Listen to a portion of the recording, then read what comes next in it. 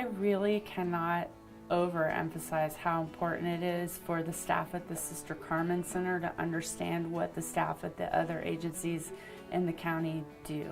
We have people walking into the Sister Carmen Center who have a wide variety of issues in their life, and usually it's not just one thing. So they may come in and they may need assistance with their utility bill, and then when they sit down with one of our individual and family advocates, we discover that in fact the participant has been being abused by her spouse, or in another situation, maybe the man hasn't seen a doctor in a year, but he's got a persistent cough or something like that. And it's absolutely essential that we be able to make the correct referral and give a warm handoff. And you can't give a warm handoff. And what I mean by that is you actually know exactly who in the agency to refer them to. You can make a phone call and let them know that that person is coming. We can't do that unless we actually know the staff at the other agency.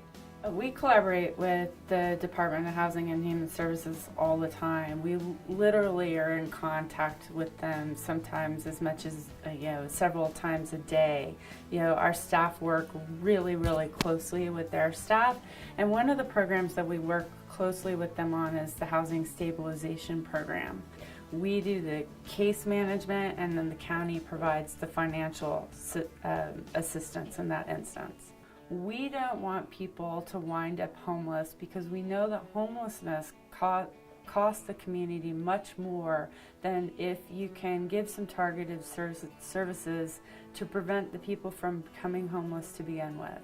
So, for instance, if a family if they come in and they're in crisis and they've got an eviction notice, we might be able to give them some utilities assistance and housing assistance to prevent them from ending up sleeping in their car, which is a much more costly problem. If you have to rehouse someone after they've already become homeless, it's much more costly for the community. So we would want to intervene before that happens. We want people to come to us before they're in that crisis situation. We cannot do it alone. Sister Carmen Center is only one agency, and there are many, many different services. And although we try to provide a comprehensive array of services, for instance, we don't do health care.